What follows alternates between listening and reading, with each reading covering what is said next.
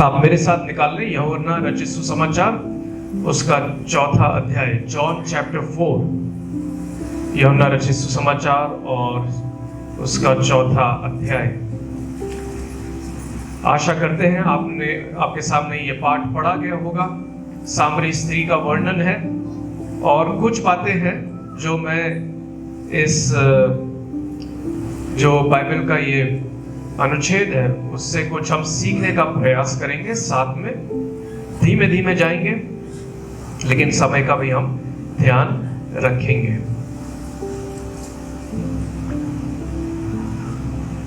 कितने लोगों ने यहाँ पर हाथी देखा है? हाथी, ओह गुड, काफी लोगों ने हाथी देखा है। हाथी क्या होता है? छोटा होता है या बड़ा?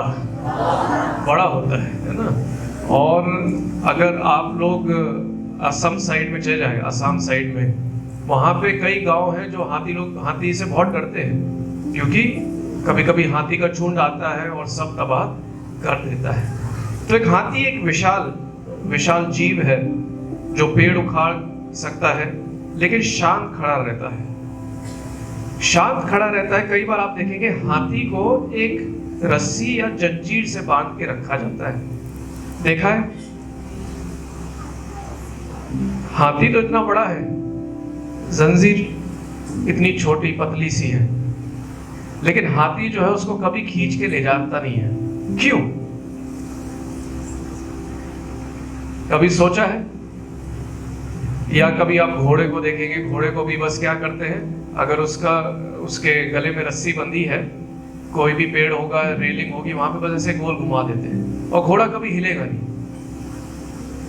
जबकि हाथी हो या घोड़ा हो, वो क्या कर सकते हैं, आसानी से उस रस्सी को खींच सकते हैं, उस जंजीर को खींच सकते हैं, लेकिन नहीं करते हैं। क्यों नहीं करते हैं? क्योंकि जब वो छोटे होते हैं तब से उनको उस रस्सी से बांधा जाता है, और जब वो छोटे होते हैं तब वो रस्सी नहीं खींच पाते हैं। तो जब वो बड़े भी हो जाते हैं, उनके दिमाग में वही रहता है कि ये जो रस्सी है इसको मैं बचपन में नहीं खींच पाया, मैं ये रस्सी नहीं खींच सकता हूँ, मैं इस जंजीर को नहीं खींच के भाग सकता हूँ। और इसलिए बड़ा भी जब हो जाता है हाथी, वो जो जंजीर है या वो जो रस्सी है उसे कभी भी खींचता नहीं है, उसी से बंधा रहता है। कई बार ऐसी जो सिचुएशन होती है, ऐसी परिस्थिति जो होती है, वो हमारी भी होती है। हम भी शायद हमारे पुराने जीवन में, प्रभु में आने से पहले, प्रभु के साथ एक पर्सनल एक्सपीरियंस होने से पहले, हम भी किसी बंधनों में जकड़े हुए थे। लेकिन प्रभु में आने के द्वारा या इतने बड़े होने के बाद भी आज भी क्या है, हम बंधनों में जकड़े हुए हैं और उससे अपने आप को छुड़ा नहीं पाते हैं। आज एक स्त्री के बारे में आपको बताना चाहता हूं जो इस यूहन्ना रचित सुसमाचार उसके 4थे अध्याय में पाई जाती है। ये जो स्त्री थी, सामरी स्त्री, इसका कोई नाम नहीं दिया गया है यहाँ पर, ठीक है? आप मेरे साथ बाइबल भी देखते रहिएगा। जिनके पास बाइबल है, अगर नहीं है तो आसपास किसी के साथ शेयर कर लीजिएगा, क्योंकि वचन जो है हमारे लिए, हम जो भी सीखते हैं वो वचन से सीखते हैं। हमारा विश्वास जो है प्रभु यीशु मसीह पर, वो इस वचन पर आधारित है, ना कोई किसी और चीज पर। तो इसलिए मैं बीच बीच में कोई आयत बोलूंगा। मेरे पास इंग्लिश की बाइबल है, लेकिन कोई भी हिंदी की बाइबल से वो जो भी मैं पद बोलता हूं आप पढ़ सकते हैं। तो ये जो स्त्री है, सामरी स्त्री, पूरा 4था अध्याय आप पढ़ेंगे, कहीं भी इसका नाम जिक्र नहीं है, नाम का कहीं भी जिक्र नहीं है, कहीं भी इसका नाम नहीं बोला गया है। और ये सामरी थी और प्रभु यीशु मसीह यहूदी थे, अलग लोग थे, अलग जाति के लोग थे। प्रभु यीशु मसीह यहूदी और ये स्त्री सामरी थी। इनके बीच का क्या फर्क था वो मैं अभी आगे आऊंगा। तो ये भी बंधनों से जकड़ी हुई थी। कई ऐसी बातें थी इसके जीवन में जो जिससे छुटकारा नहीं पा रही थी।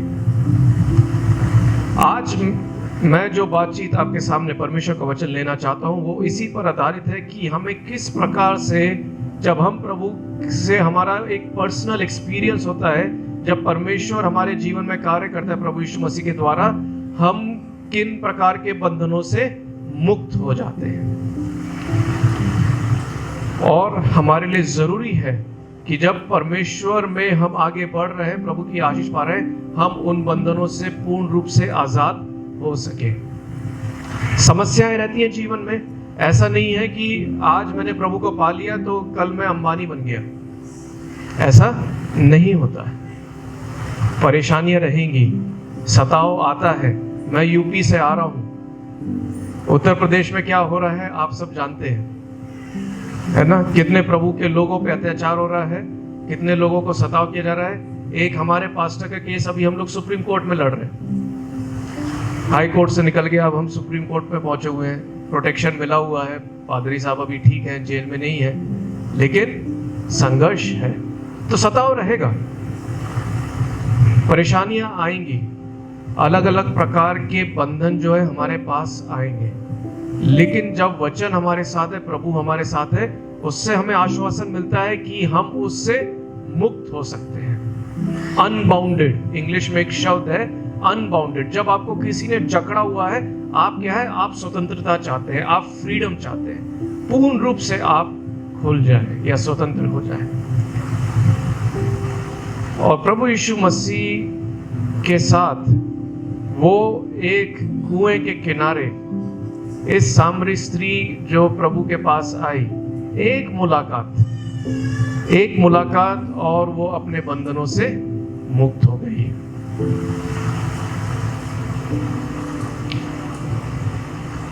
यूहन्ना रचित सुसमाचार उसका 4था अध्याय एक डायलॉग है, वार्तालाप है।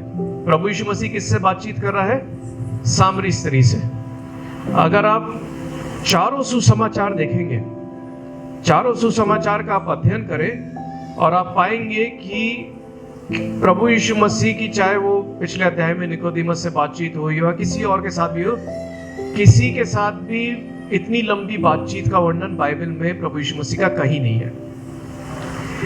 सामरी स्त्री के साथ करीब 13 डायलॉग हैं जो एक्सचेंज होते हैं, आदान प्रदान होते हैं, और ये सबसे लंबा ऐसा बाइबल का अंश है जिसमें प्रभु यीशु मसीह किसी के साथ बातचीत कर रहे हैं, जो उनके चेलों ने रिकॉर्ड किया है।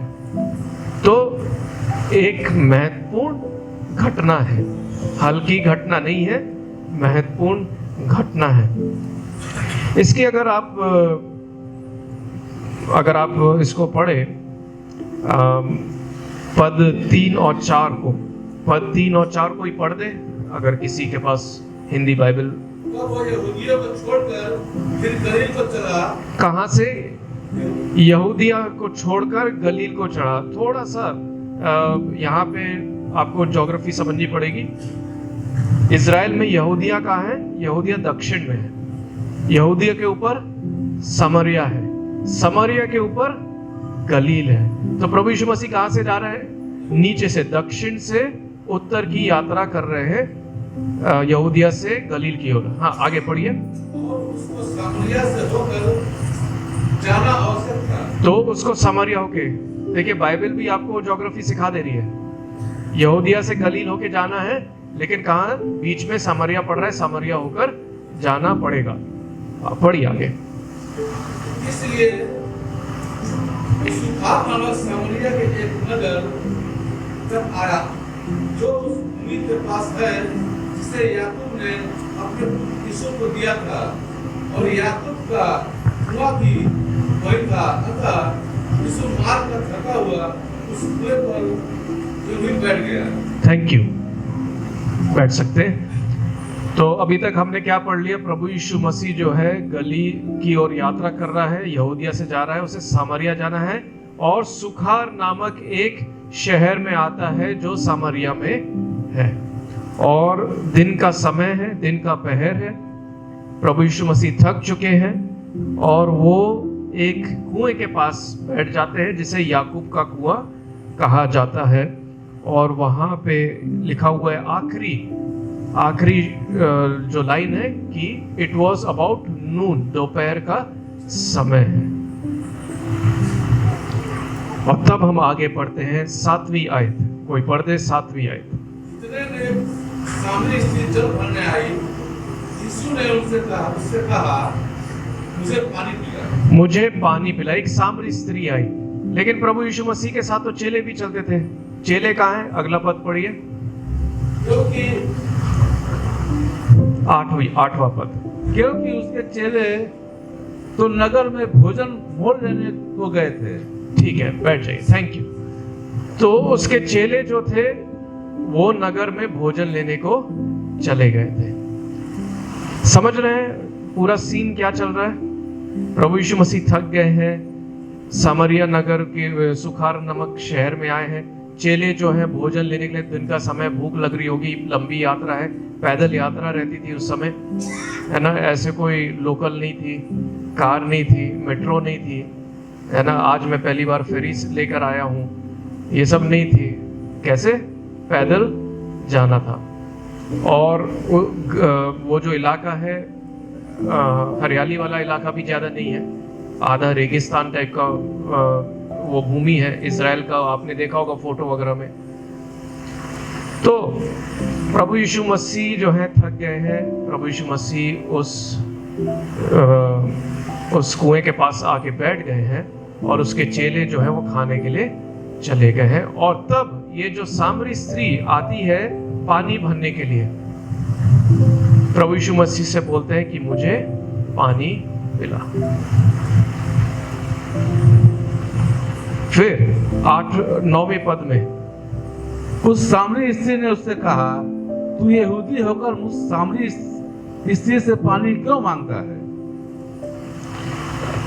क्योंकि यहूदी सामरियों के साथ किसी प्रकार का व्यवहार नहीं रखते। बस क्योंकि यहूदी लोग किसी सामरी के साथ व्यवहार नहीं है। अब आप सोचेंगे कि कोई प्यासा व्यक्ति है और कोई महिला पानी लेने आई, उसके पास शायद रस्सी होगी, बाल्टी होगी पानी ऊपर खींचने के लिए, वो उससे पानी मांग रहा है, तो इसमें इतनी बड़ी प्रॉब्लम, समस्या क्या है? क्यों ये स्त्री जो है ऐसा बोल रही है? दोनों के बीच में इनकी एक पहचान हमें दी गई है। स्त्री के बारे में क्या लिखा है? स्त्री के आगे हम क्या जोड़ते हैं यहाँ पे? सामरी। बिना सामरी की उसकी पहचान नहीं है। और वो क्या बोलती है? तू क्या होके मेरे से पानी मांग रहा है? यहूदी होके। ये पहचान बहुत जरूरी थी उस समय के लिए। यहूदी और सामरी लोगों के बीच में कोई अच्छा संबंध नहीं था। जैसे आज इंडिया पाकिस्तान का हाल है, वैसे आप समझ लीजिए उस समय सामरी और यहूदी लोगों का हाल था। आपस में एक दूसरे को देख नहीं सकते थे, आपस में बैर करते थे, और इसका कई कारण है। ठीक है, ऐसा नहीं था कि सामरी लोग परमेश्वर को नहीं मानते थे। सामरी लोग भी परमेश्वर की आराधना करते थे, मूसा की आज्ञा को मानते थे। मूसा ने जो 5 किताबें व्यवस्था की थी उनको भी वो मानते थे, जैसे यहूदी लोग मानते हैं। फर्क ये था, सामरी लोग वो लोग थे जो मिश्रित जाति थी। मिश्रित समझते हैं? जब यहूदी लोग पुराने नियम में जब उनको ले जाया गया था बंधुआई में, तो उस समय जो अशूर के राजा लोग थे उन्होंने कुछ लोगों को सामरिया में बसाया। और सामरिया में सिर्फ यहूदी लोग नहीं थे, लेकिन दूसरे देशों के भी लोग थे। इसलिए जब उनकी आपस में शादी हुई, बच्चे पैदा हुए, तो एक मिश्रित जाति उनसे उभर कर आई। तो यहूदी लोग बोलते थे हम तो एकदम प्योर है, एकदम शुद्ध यावे के लोग हैं। सामरी लोग प्योर लोग नहीं है, अलग लोग हैं, इनसे हम घृणा करते हैं। सामरी लोग बोलते थे कि हम मूसा की व्यवस्था और अच्छे तरीके से मानते हैं, और हम जो है वास्तव में परमेश्वर के लोग हैं, यहूदी लोग नहीं है। तो आपस में क्या था? कलेश था, आपस में शत्रुता थी, नफरत थी। इसलिए तो जब प्रभु यीशु मसीह ने बोला मेरे को पानी दे दे, सामरी स्त्री ने कहा क्या कहा? तू यहूदी होके मुझसे कैसे पानी मांग सकता है? नफरत एक ऐसा बंधन है जो आज भी हम लोग को जकड़े हुए है। नफरत होने का मतलब ये नहीं है कि कोई मेरे को, मैं नफरत तभी दिखती है कि किसी की शक्ल दिख जाए और मेरे को मारने का मन करे। नफरत सिर्फ वो नहीं होती है, नफरत ये भी होती है कि आज मेरे बगल में कौन बैठा है, इसके साथ तो मैं बैठ नहीं सकता हूं या इसके साथ मैं बैठ नहीं सकती हूं। नफरत ये भी होती है कि इसके पास ये है, मेरे पास ये नहीं है। नफरत जरूरी नहीं है कि सिर्फ लड़ाई में ही तब्दील होके हमें पता लगे। नफरत जो होती है वो हमारा मानवीय नेचर है। जब पहला पाप हम देखते हैं आदम और हवा का था, उसके बाद जो हत्या करने का पाप जो था, किसने किसको मारा? हाबिल ने कैन को मारा। अच्छा, आपकी बाइबल में कैन ने हाबिल को मारा, ठीक है। कैन ने हाबिल को मारा। हाबिल कौन था? कैन का भाई था। लेकिन क्यों मारा? क्योंकि नफरत जो थी वो उसके हृदय में थी। और ये एक ऐसा बंधन था जिसमें वो सामरी स्त्री जकड़ी हुई थी और इसलिए बोल रही है कि तू यहूदी हो के मेरे से कैसे पानी मांग सकता है। लेकिन प्रभु यीशु मसीह ने क्या किया? प्रभु यीशु मसीह एक यहूदी होने के नाते उससे बात भी नहीं कर सकता था, उससे इग्नोर कर सकता था, लेकिन प्रभु यीशु मसीह ने उसके साथ बातचीत करी। जब दो जनों की लड़ाई होती है, कभी तो हुई होगी आपस में आप लोगों की किसी ना किसी से, हाथापाई की बात नहीं, जैसे मतलब रूठ गए, तब क्या होता है? बात कर पाते हैं? सबसे कठिन काम क्या होता है? सबसे कठिन काम होता है बात करना। कैसे हम बातचीत शुरू करें?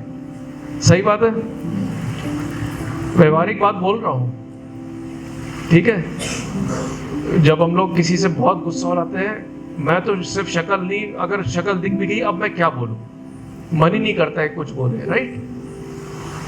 इसलिए तो अब सोचिए, सामरी स्त्री का वही एटीट्यूड है कि तू मेरे से कैसे बात कर रहा है। हम लोग के बीच तो नफरत है, हम लोग के बीच में शत्रुता है, हम लोग की ये आज की कहानी नहीं है, तो पुरानी कहानी है। जैसे इंडिया पाकिस्तान की हम बात करते हैं, आज की कहानी नहीं है, तो 1947 से बात चल रही है। बाप दादे लड़ते आए, हम भी लड़ते आ रहे हैं। क्यों लड़ रहे हैं यही नहीं मालूम। उनका झगड़ा था, आज हम भी कंटिन्यू कर रहे हैं, करेक्ट। परिवारों में नफरत आ जाती है। जमीन का मामला है, एक भाई दूसरे भाई के पीछे लगा हुआ है, वो दोनों परिवार अलग हो गए हैं। ऐसे हमने कई उदाहरण मेरे परिवार में मैंने खुद देखा। मेरे एक फूफा है, वो उस सिस्टम के जमींदार हम सुनते हैं ना ब्रिटिश टाइम में, तो उनके पापा लोग जमींदार थे। मतलब हम उनकी जमीन ऐसे बोलते थे कि जहां तक आपकी आंख जा रही है वहां तक उनकी जमीन है ना। तो लेकिन भाई लोग आपस में भिड़ते रहे, पूरी जिंदगी वैसी निकल गई। एक भाई की तो डेथ भी हो गई, बेचारे ये बच्चे हैं। और वो झगड़े के कारण परिवार में कभी शांति नहीं रह पाई, आशीष महसूस नहीं कर पाए। और ये नफरत यहाँ पे भी है। लेकिन प्रभु यीशु मसीह कैसे उस बंधन से उसे छुटकारा देखता है? बातचीत करके, उसके साथ कॉन्वर्सेशन स्टार्ट करके कि मैं आज आया हूँ। परमेश्वर ने एक मिनिस्ट्री निर्धारित करी है कि आज मैं इस जब कुएं के पास रहूंगा, एक महिला आएगी जिससे मुझे बातचीत करनी है, और इसके अंदर जो नफरत है, जो हम लोग की आपसी नफरत है, उसे दूर करना है। तो पहली बात पहला बंधन जिससे प्रभु यीशु मसीह वहां पे उस महिला को छुटकारा देते हैं, वो है नफरत से छुटकारा।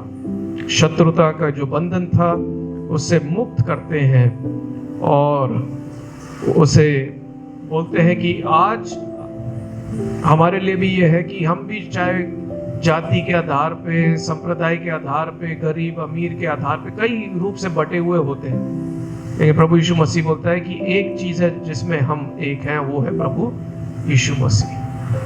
We are all one in Christ. मसीह में हम एक हैं। इसलिए पौलुस भी बोलता है ना कि शरीर तो एक है, तो फिर हम बट कैसे जाते हैं? यही चीज है जो परमेश्वर हमसे कहता है कि आज हम इस बंधन से पूर्ण रूप से मुक्त हो। आगे बढ़ते हैं, क्या लिखा हुआ है 10वें पद को पढ़े।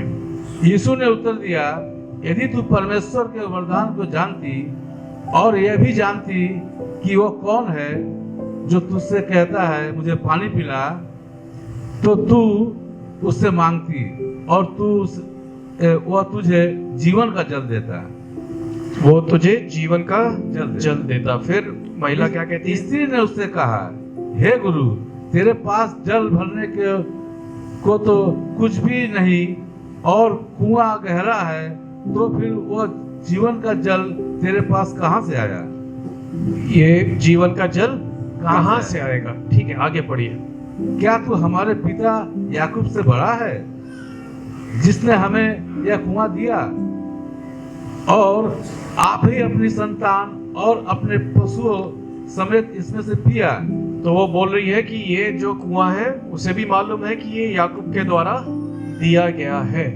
आगे पढ़िए। यीशु ने उसको उत्तर दिया, जो कोई यह जल पिएगा वो फिर प्यासा होगा, परंतु जो कोई उस जल में से पिएगा जो मैं उसे दूंगा, वो फिर अनंत काल तक प्यासा न होगा, परंतु जो जल मैं उसे दूंगा वो उसमें एक सोता बन जाएगा जो अनंत जीवन के लिए उमड़ता रहेगा। Thank you. बैठिए। अब जल की बात हो रही है, पानी की, है ना। वो परमेश्वर प्रभु यीशु मसीह जब वहां पर है, उस महिला से कह रहे हैं कि मैं जो जल देता हूं वो अनंत काल के जीवन का जल है, अनंत काल के लिए तू कभी प्यासी नहीं होगी। लेकिन वो महिला क्या कह रही है? महिला कह रही है कि ऐसा कौन सा जल है ना। आप 15वें पद में पढ़िए, वो बोल रही है कि अगर ऐसा जल है तो मैं इतनी दूर से क्यों आऊं, गांव में हर दिन गांव से कुएं में पानी लेने के लिए, दे दे मेरे को, ताकि मैं कभी प्यासी ना रहूं, मेरे को कभी आना ना पड़े। बैठे बैठे, है ना, कि कभी मेरे को आना ही ना पड़े। एक और बंधन था उस स्त्री के पास, और वो था अज्ञानता का। उसे ज्ञान नहीं था कि प्रभु यीशु मसीह उसके लिए क्या कर रहे हैं, या प्रभु यीशु मसीह का क्या मकसद क्या है जब वो इस संसार में आए हैं, और जो उसके सामने खड़ा है वो जगत का उद्धार करता है। उसे ज्ञान नहीं था। आगे चल के हम पढ़ेंगे कि किस प्रकार से पूरा इस बंधन से वो आजाद हुई। प्रभु यीशु मसीह जो है वो जल की बात करते हैं, एक ऐसा जल जो जीवित जल है। दो प्रकार के जल होते थे उस समय में। एक जल होता था जो जैसे कुएं से निकल रहा है पानी, जो है वो स्थिर वाला पानी है, और एक जल होता था जिसको लिविंग वाटर बोलते थे। लिविंग वाटर का मतलब होता था कि जीवता हुआ जल, जो शायद किसी सोते से निकल रहा हो, बह रहा हो, बहता हुआ, है ना, फ्रेश। और जो तो वो जो था वो बहुत ही कम उस समय में रहता था, इसलिए ये लोग क्या था, कुएं के पास आते थे जहां पे उनको पानी मिलता था। अब वो महिला सोच रही है, जब प्रभु यीशु मसीह लिविंग वाटर की बात कर रहा है, वो सोचिए प्रभु यीशु मसीह को शायद पता है कि वो सोता किधर है, और इसलिए बोल रही है कि मेरे को सोते का पता बता दे जहां से मैं अच्छा पानी ला सकूं, ये कुएं का पानी ना पीना पड़े। समझ रहे? ठीक है। बाइबल में जब वर्णन होती है कुछ बातें, ये समझना है कि किस संदर्भ में, वहां की परिस्थिति को समझना है, तभी तो हम अपनी परिस्थिति में वचन को लगा सकते हैं। तो प्रभु यीशु मसीह बोल रहे हैं कि वो बात कर रहे हैं जीवन जल की, और वो सोच रही है कि वही सोता है, इसलिए वो बार बार पूछे कि कहाँ है, बता दे, ताकि मेरे को बार बार यहाँ कुएं में ना आना पड़े, अच्छा पानी वहां से ले लो। अज्ञान थी वो। हम लोग भी कई बार ऐसे ही होते हैं, करेक्ट। बाइबल है हमारे पास, प्रभु ने खुद रेवलेशन, प्रकाशन दिया है। ये प्रभु का प्रकाशन है, प्रभु का ज्ञान है, लेकिन क्या होता है, हम भी शायद इस महिला की तरह हो जाते हैं। जवाब है बाइबल में, लेकिन हम जो है प्रश्न ही गलत पूछ रहे हैं और उस अज्ञानता में आगे बढ़ते चले जाते हैं। लेकिन प्रभु यीशु मसीह बोलता है कि मेरे पास आओ, मैं ही जीवन का जल हूं। I am the living water. जो मेरे पास आएगा वो कभी प्यासा ना होगा। लेकिन उसके लिए कंडीशन है। क्या कंडीशन है? जो क्या होगा? जो उसके पास आएगा, दूर से नहीं, पास आना पड़ेगा। पास आने के लिए क्या चाहिए है? हमें परमेश्वर का एहसास होता है। जल्दी से एक थोड़ा सा पीछे पन्नों में चले जाएं। लूका उसका 24 अध्याय, लूका 24 में प्रभु यीशु मसीह के पुनरुत्थान का वर्णन है। प्रभु यीशु मसीह जब मुर्दों में से जी उठे थे, और वहां पे हम पाते हैं प्रभु यीशु मसीह जब जी उठे थे, वो इमाउस के रास्ते में 2 चेलों के साथ चलते हैं। वो 2 चेले उसको नहीं पहचानते थे, वो नहीं जानते थे कि वो प्रभु यीशु मसीह है। वो तो निराश होकर लौट रहे थे। प्रभु यीशु मसीह बोल रहे हैं कि तुम क्यों निराश हो? बोले तुम क्या यरूशलेम में नए हो जो तुम्हें मालूम नहीं है कि क्या हुआ है? उनको एहसास नहीं था कि ये प्रभु यीशु मसीह है। फिर आप अगर बड़े ध्यान से पढ़ेंगे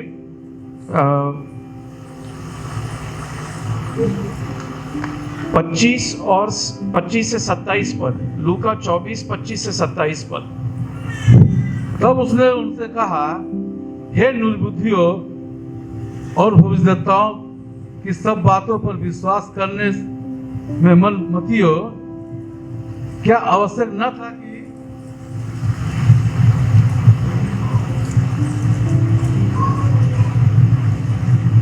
मसीह ये दुख उठाकर अपनी महिमा में प्रवेश करे?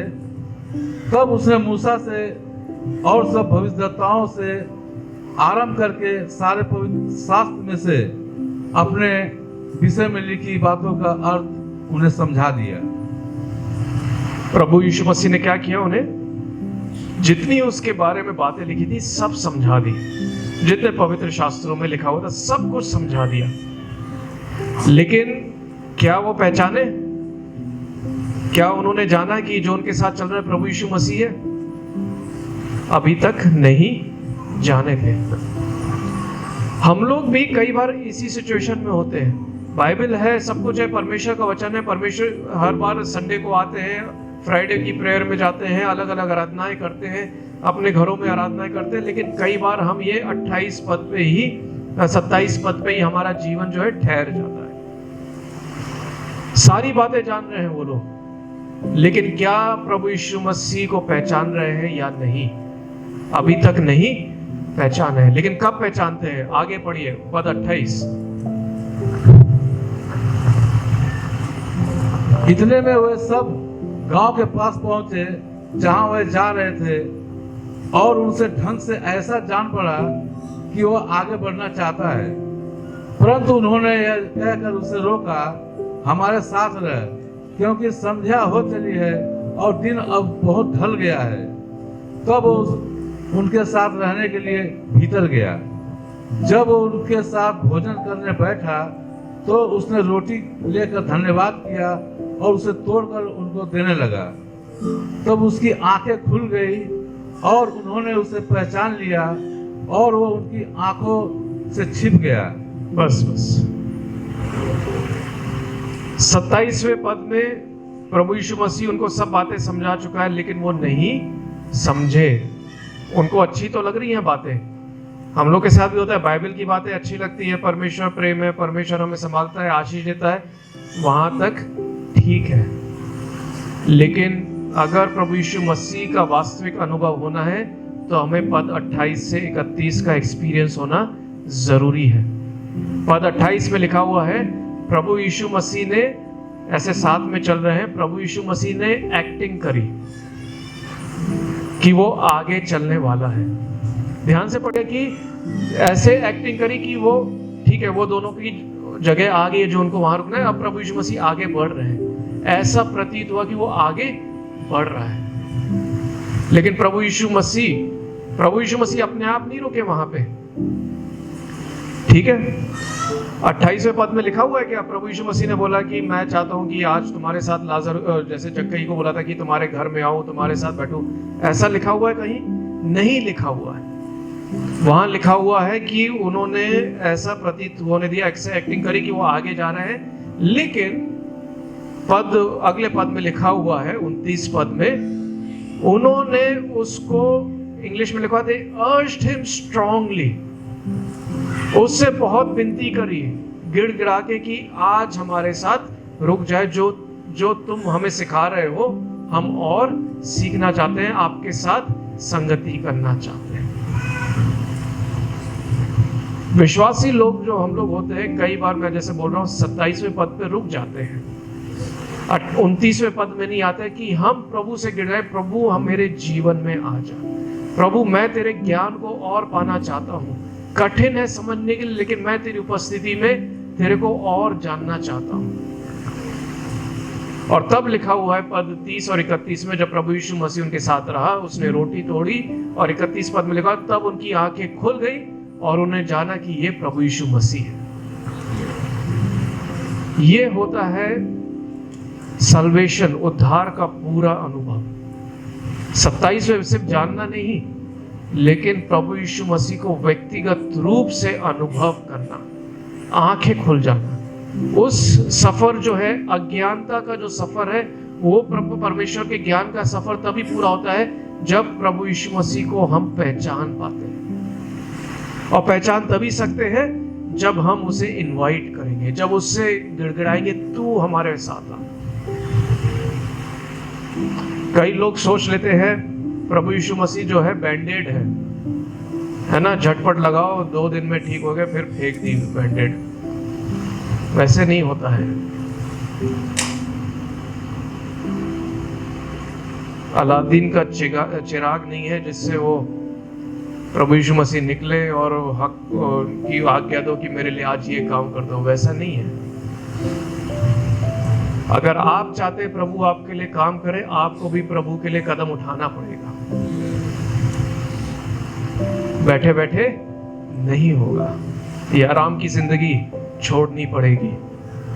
वापस 4थे अध्याय में यूहन्ना के, यही अज्ञानता का माहौल है, और प्रभु यीशु मसीह उससे बोल रहे हैं, मैं तुझे छुड़ाने आया हूं, तुझे वो जीवन का जल देता हूं। जल्दी से अगली बात पे आऊंगा। एक और बंधन जो उस महिला को जकड़े हुआ था।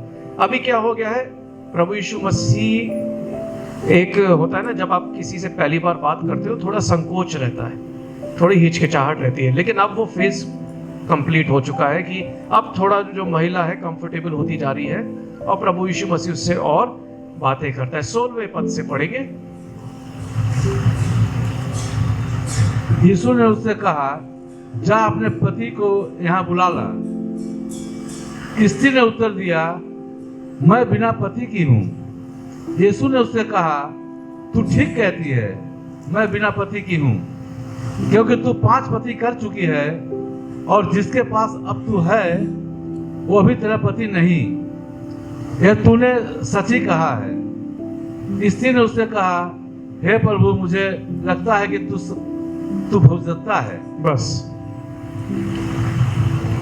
प्रभु यीशु मसीह बोलते हैं, अपने पति को लेकर आ। महिला बोलती है, मेरा तो अभी कोई पति नहीं है। प्रभु यीशु सही बात बोल रहे हैं। प्रभु यीशु मसीह उसके व्यक्तिगत जीवन के बारे में कुछ बातें बोल रहे हैं। अब उसे लग रहा है कि ये शायद एक भविष्यवक्ता है जो निजी बातों को जानता है, परमेश्वर का जन है, और इसलिए ये ऐसी बातें बता सकता है। कई बार हम लोग स्त्री के बारे में जब पढ़ते हैं, कई बार हम बोल देते हैं इसका चरित्र अच्छा नहीं था, ये अच्छी महिला नहीं थी। हाँ, उसके चरित्र में जरूर कुछ ना कुछ समस्याएं थी, बाइबल बताती भी है, लेकिन इस समस्याओं के बावजूद भी प्रभु यीशु मसीह का उसके प्रति क्या स्वभाव था? क्या ऐसा स्वभाव था कि मुझसे दूर हो जा, तू पापी स्त्री है, तू अच्छी नहीं है, तेरे अंदर ये है वो है। कई बार देखिए हम लोग भी आसपास लोगों को जज कर बहुत जल्दी कर लेते हैं कि ये अच्छा जन नहीं है, ये ऐसा है। और भारत में तो गॉसिप की बहुत आदत है। गॉसिप समझते हैं ना, पीछे किसी के पीठ पीछे ये बात करना, अरे उसके बारे में सुना है, अरे तुमने देखा उसको कल किसके साथ घूम रहा था, है ना। कई बार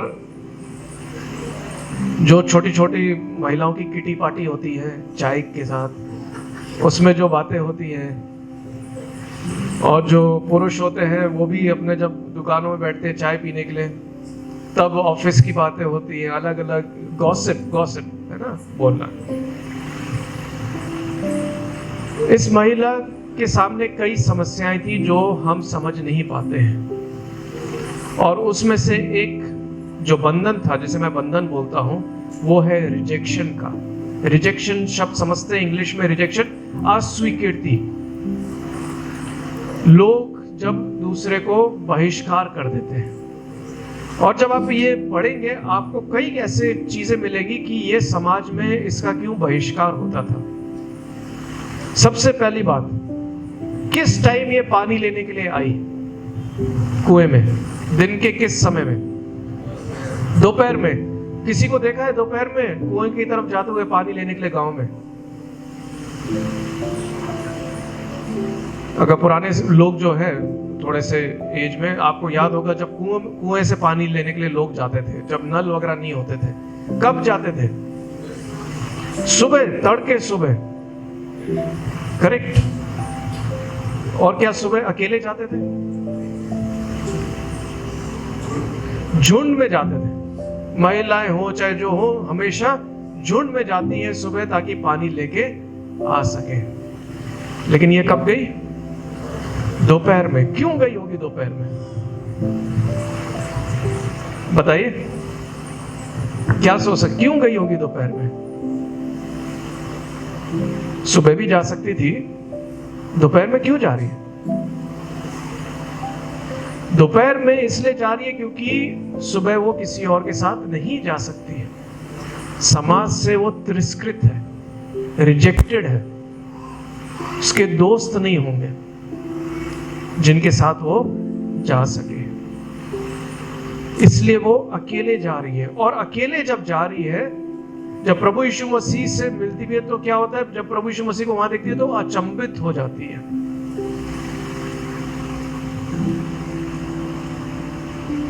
जब आप कुछ ऐसा काम करते हैं, जब आपको चोरी छुपे करना हो, कोई दिख जाता है, तब आप अचंभित होते हैं, करेक्ट।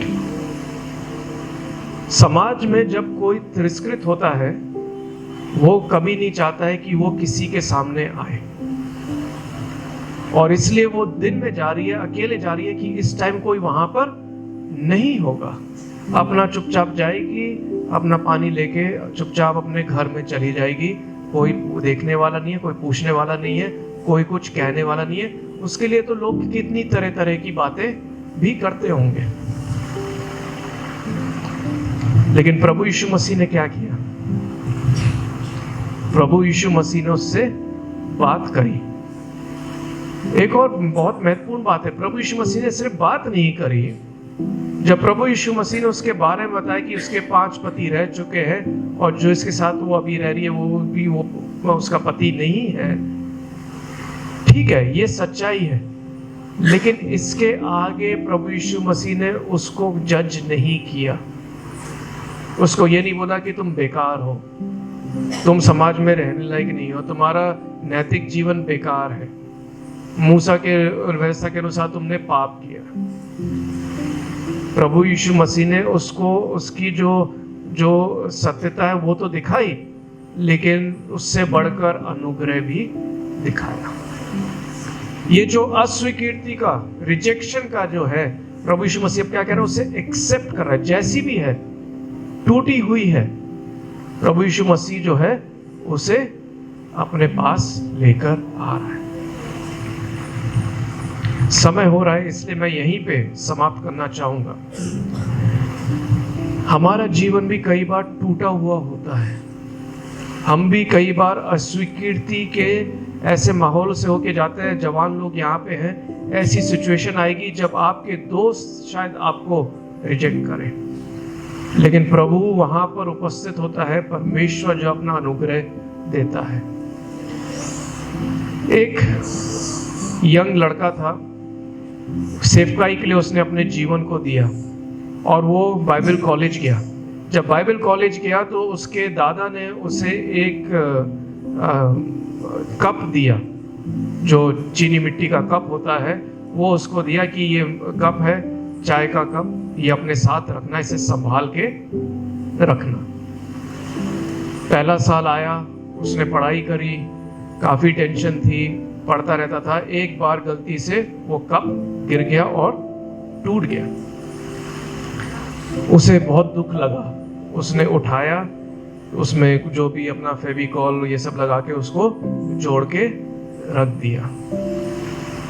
दूसरा साल आया, फिर मेहनत कर रहा था। एक दिन जब ज्यादा परेशान था, अपना काम कर रहा था, उठा झटके से, फिर कप गिर गया, फिर टूटा, फिर उसने उसको जोड़ा और वैसे ही रख दिया। लेकिन आंसू थे कि बार बार ये कप गिर जा रहा है।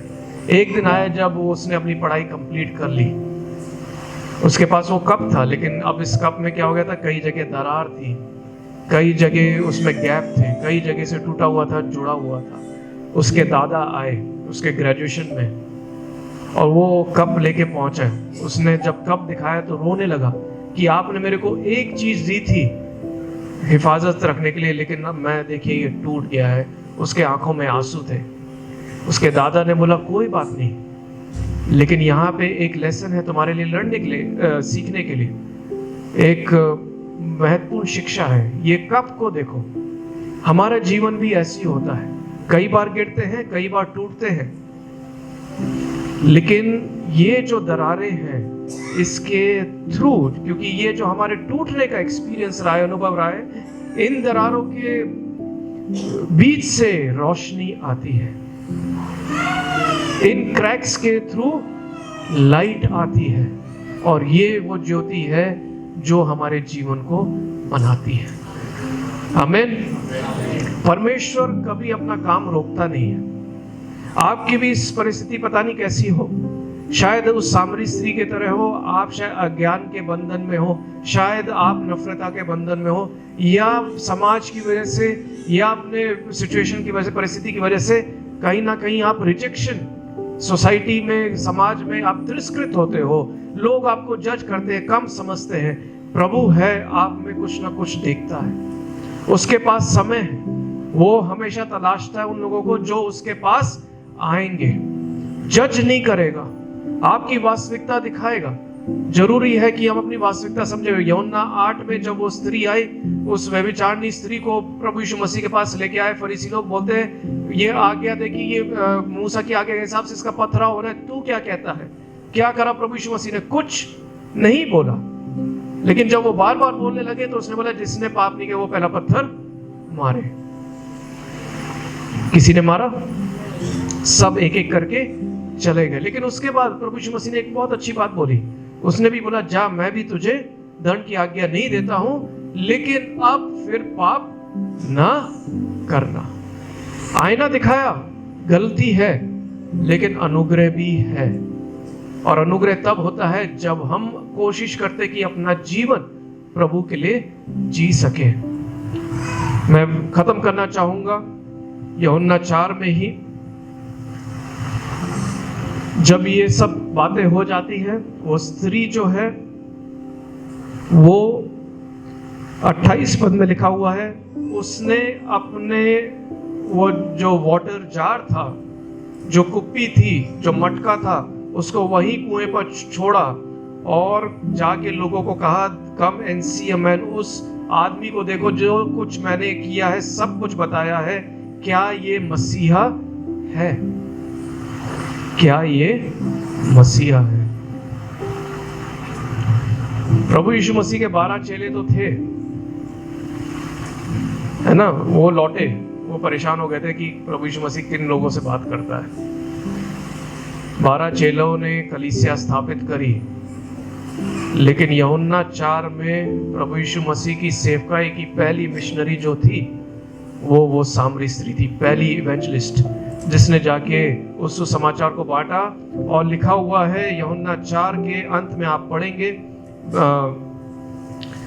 42वें पद में, ये पद कोई पढ़ दे जोर से, 42। और उस स्त्री से कहा, ये कौन लोग बोल रहे हैं? उस नगर के लोग कह रहे हैं जिनके पास वो स्त्री गई थी, अब हम तेरे कहने ही से विश्वास नहीं करते, क्योंकि हमने आप ही सुन लिया और जानते हैं कि यही सचमुच में जगत का उद्धार करता है। यही सचमुच जगत का उद्धार करता है। पहली बार वर्णन आता है जहां पे किसी लोगों ने प्रभु यीशु मसीह को बोला है कि ये जगत का उद्धार करता है।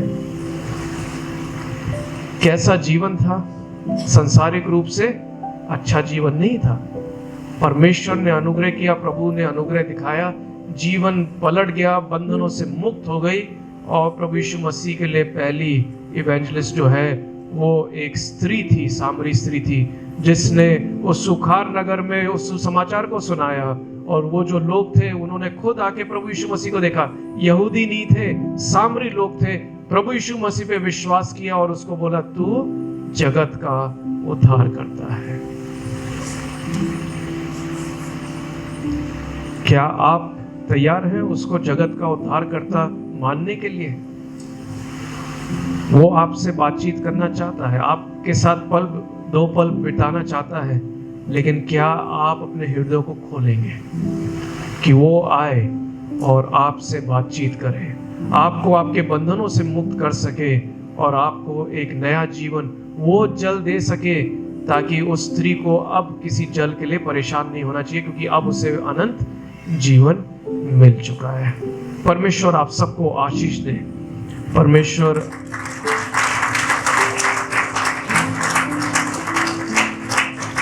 मेरी प्रार्थना है कि इस कलीसिया को परमेश्वर अपनी महिमा के लिए और इस्तेमाल करे। जो आपके पासवान हैं उनका भी मैं धन्यवाद देता हूं कि आप लोगों ने मेरे को ये मौका दिया कि आपके बीच में प्रभु के वचन को बांट सका। आइए एक छोटी सी प्रार्थना कर लेते हैं। पिता परमेश्वर, धन्यवाद देते हैं आपके वचन के लिए, धन्यवाद देते हैं कि आप जीवित परमेश्वर है। वो परमेश्वर है पिता जो हमारे बंधनों से हमें मुक्त करते हैं, हमें आजाद करते हैं, हमें एक नया जीवन देते हैं और अपने भरपूरी से भर देते हैं। पिता परमेश्वर, इस समय हम प्रार्थना करते हैं इस कलीसिया के लिए। ये कलीसिया प्रभु जी आपके अनुग्रह में बढ़ती चली जाए, आपके पवित्र आत्मा का कार्य प्रभु जी इस कलीसिया में लगातार रूप से होते रहे। हर एक जन जो यहाँ आराधना करता है, जो यहाँ उपस्थित है, पिता परमेश्वर पवित्र आत्मा से आप उन्हें भर दे।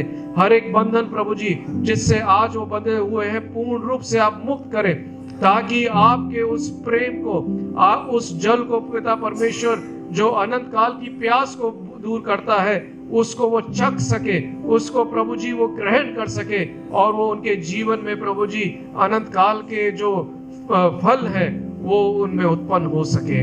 हम प्रार्थना करते हैं पासवान के लिए, पास्टर तेजाराव के लिए, सिस्टर के लिए और सैमुअल उनके भाई के लिए प्रभु जी, हर एक जन और भी पासवान जो यहाँ सेवकाई करते हैं, हर एक पर आपकी आशीष हो, अपनी आत्मा का अभिषेक प्रदान करें प्रभु जी, और आपके आत्मा के द्वारा प्रभु जी और भी आत्माएं आपके लिए जीती जा सके और ये कलीसिया लगातार आपके लिए गवाही बनकर आपके लोगों के बीच में, इस शहर में, आसपास के लोगों के बीच में एक जीवित गवाही, एक जीवित सुसमाचार बन सके।